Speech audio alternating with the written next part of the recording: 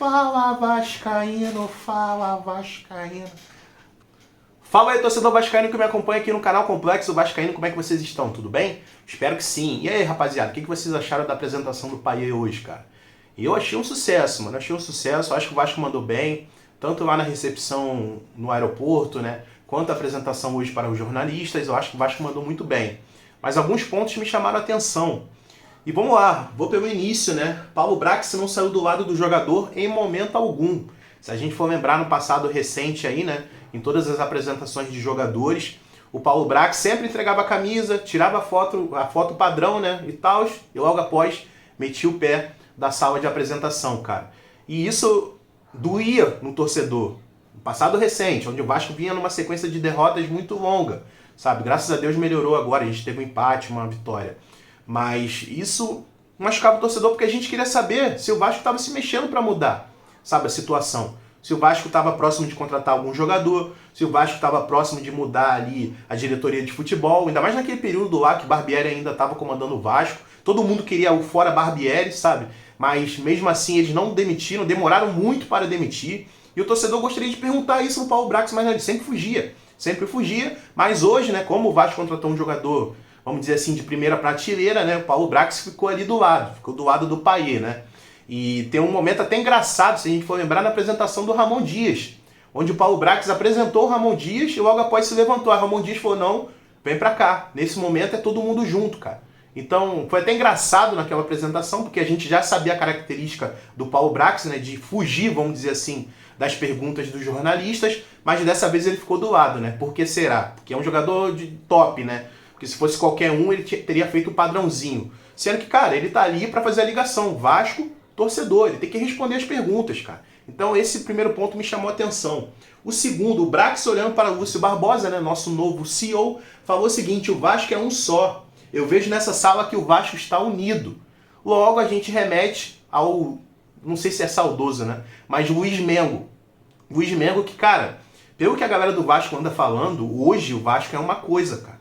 A gente não sabe a profundidade da situação que o Vasco estava vivendo com o Luiz Mengo, cara. A gente não sabe. Talvez daqui a 1, 2 anos, quando esses funcionários saírem do clube, que eles forem a algum programa jornalístico e fizerem essas perguntas, eles vão responder com mais clareza, cara. Mas aparentemente, o Luiz Melo estava acabando com o nosso time, cara. Tava acabando com o nosso time, sabe? Eu tenho certeza que se o Luiz Mengo tivesse continuado, a gente não iria contratar o Payet. Se a gente for pegar todos os papos do Luiz Mengo de austeridade financeira, que o Vasco não pode extrapolar, que contratar um jogador desse nível você não dá retorno com venda de camisas, isso, aquilo. Cara, o Vasco já tá vendendo camisa igual água. O Vasco já tá vendendo camisa igual água. Então eu tenho certeza que o Luiz Mengo, cara, ele muito mais atrapalhou do que ajudou o Vasco.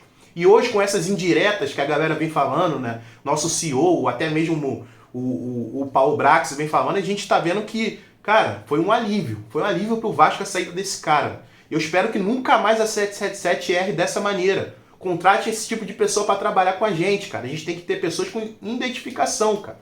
Sabe? Não adianta trazer um cara, o currículo dele é maravilhoso, isso, aquilo, mas o cara não tem identificação nenhuma com o clube. E é o que o próprio nome, o apelido que o torcedor deu já fala, né? Luiz Mengo. Vamos continuar. A apresentação foi no Salão de Beneméritos. Isso me chamou a atenção também, né? Não é uma crítica, mas é uma observação. Eu acho que, como eu falei lá no começo do vídeo, o Vasco mandou muito bem em todos esses preparativos para a apresentação do Payet e coisa do tipo, mas a gente poderia ter um auditório só para isso, sabe? As apresentações do Vasco são lá no CT, numa cabinezinha feita de PVC, então eu acho que a grandeza do Vasco exige algo maior, exige uma sala de apresentação, sabe? Teve um ano que eu fiz o tour lá no estádio do Internacional Beira-Rio, lá em Porto Alegre, e ali no tour, em determinado momento, eles mostram o auditório de apresentação, sabe? É enorme, bonitão. E hoje a gente teve que usar o Salão de Beneméritos para fazer essa apresentação que o Vasco não tem disponível. E isso fixo, só para mostrar jogadores, só para apresentar jogadores ao torcedor, aos jornalistas. Então, a gente vê que o Vasco ainda está muito atrás, né? A gente tem que evoluir muito, muito, muito, muito. Espero que, nesse momento que o Vasco vive de SAF, isso vá para frente, né? Isso seja organizado e o Vasco tenha uma estrutura cada vez mais forte a cada dia que passe. Não é mesmo? Isso me chamou a atenção. Galera, vambora, vamos continuar? O Paulo Brax falou um pouquinho hoje no canal Atenção Vascaínos, e um ponto interessante que ele falou é que encerramos com chave de ouro. Encerramos as contratações, ainda tem possibilidade de saída, não de entradas. Fechamos. Então eu acho que isso é uma indireta aí pra... Cara, uma coisa que me incomoda, vários canais aí a semana inteira. Ah, o Vasco tá perto de Sanches, o Vasco tá perto de Nainggolan. Cara, eu já sabia que o Vasco não ia atrás desses jogadores, sabe? Se a gente for pensar que o Payet vai custar uma fortuna pro clube, ah, o Vasco é SAF, isso, aquilo. Cara, custa um dinheiro, sabe? É um jogador, vamos dizer assim, que ganha em euro, mesmo estando aqui no Brasil, um jogador caro, sabe? E o Vasco não iria ter condições de trazer outro craque dessa magnitude. Então eu vejo vários canais forçando isso, cara. Então hoje, ó, o Paulo Brax jogou a pá de cal, esqueçam. Se você estava com esperança de Sanches e Nainggolan, aparentemente não vai vir mais. Informações oficiais, cara. Informações oficiais lá dentro do clube. E antes de partir pro próximo assunto, galera, cara, eu só quero reiterar sobre Paulo Brax, que eu não tô passando pano na cabeça do Paulo Brax, não, cara. Jamais. Eu acho que o trabalho que o Paulo Brax fez no Vasco até agora é horrível. Horrível. O Vasco não deveria estar nessa situação, sabe? E, cara, terminou o Campeonato Brasileiro. Ah, o Vasco conseguiu escapar da segunda divisão, isso, aquilo. Cara, demite o Paulo Brax. Demite. Precisamos de gente vitoriosa. Pessoas vitoriosas para trabalhar no Vasco. Como Rodrigo Caetano, um cara que é extremamente vencedor. Inclusive venceu no Vasco. Rodrigo Caetano que montou aquele time da Copa do Brasil de 2011. Então é mais ou menos isso. Só falando um pouquinho aí sobre dinheiro, né? O Vasco lucrou 40 milhões com a venda do Pedro Raul e o Aguinaldo. Se a gente for pensar que o Payet vai receber 1,5 milhão e ele fechou o contrato com 2 anos com o Vasco, eu fiz um cálculo ali, provavelmente nesses 2 anos de contrato ele vai receber 36 milhões. Ou seja, a venda do Pedro Raul e a venda do Aguinaldo já vão conseguir pagar essa vinda do Payet. Já vai conseguir pagar o salário do Payet. Então é interessante, a gente vendeu 2 jogadores que não estavam agregando nada pra gente e trouxemos um jogador que a gente não viu ainda dentro de campo, mas a expectativa do torcedor está muito alta com o jogo do Payet, o futebol do Payet. Vamos lá?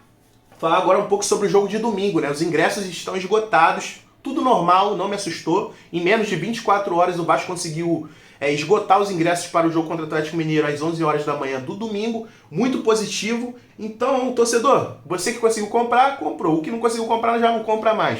Mas eu sei que a festa vai estar bem bonita. Vou tentar fazer um pré-jogo lá, vou estar no Maracanã, vou tentar fazer um pré-jogo para vocês. Maracanã que vai ter mosaico, então, cara, vai ser festa. Mas agora a gente fica na expectativa, será que o Vasco vai conseguir vencer, cara? Eu tava até falando com um amigo lá no aeroporto, o torcedor faz muito pelo Vasco, cara. O torcedor dá a vida pelo Vasco. Muitas vezes o Vasco não entrega a mesma coisa pra gente, sabe? O mínimo que eu peço é uma vitória do Vasco no domingo. Mas futebol é aquilo, né? Tudo pode acontecer.